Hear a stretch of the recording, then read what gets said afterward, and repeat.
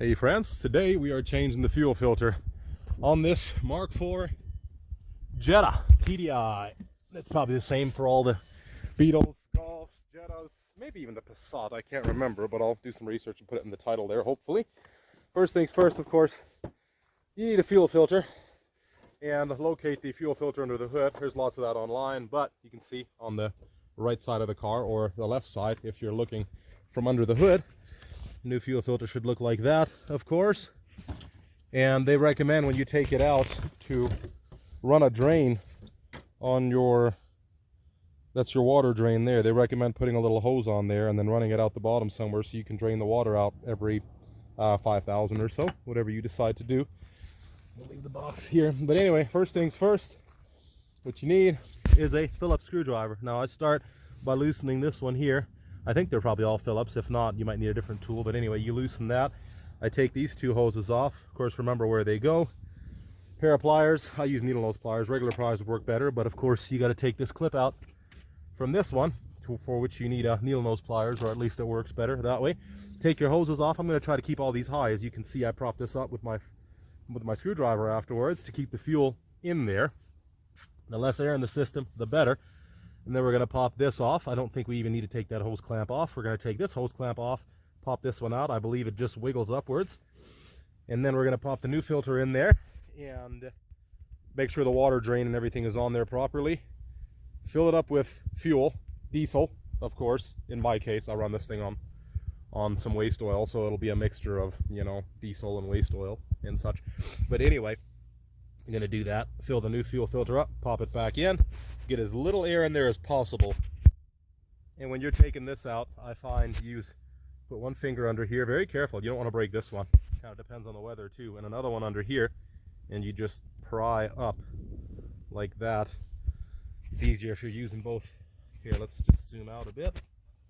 Using both fingers. And then, here, let's see if I can get in there somehow.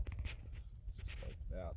Pop that out, make sure the filter's down in there. Hopefully we got enough room. I'd have to pull it up a little bit here in the clamps. Then we'll pop that out. There we go, just like that. We're gonna pop that up out of the way. Make sure these O-rings are clean. Pull this clamp off. And while you're pulling these off, if you can wiggle the hose loose with the clamp while you're doing it side to side, that'll help you get that off as well. There we go. So you can see that's almost off.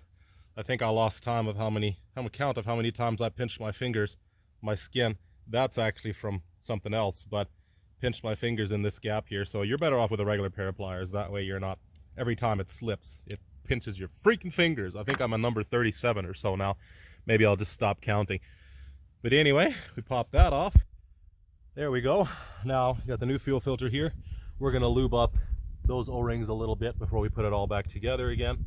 These other ports should all be lube, but might put a little bit on these there as well, just to make everything as smooth and easy as possible. And we're going to fill this up with fuel now. There we go. Make sure you don't tighten it until you put this clip in. Wiggled everything on. Sometimes it's easier to pull these all the way off before you, here it wouldn't work of course, but here it might, and here and there. But of course we don't take this one off anyway.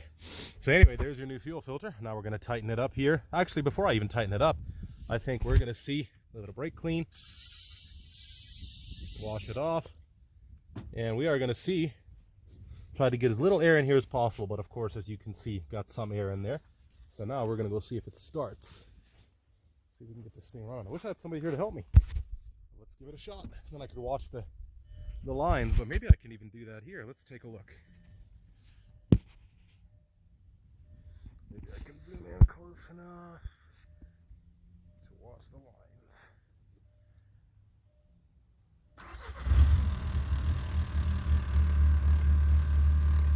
Look at that vegetable oil flow.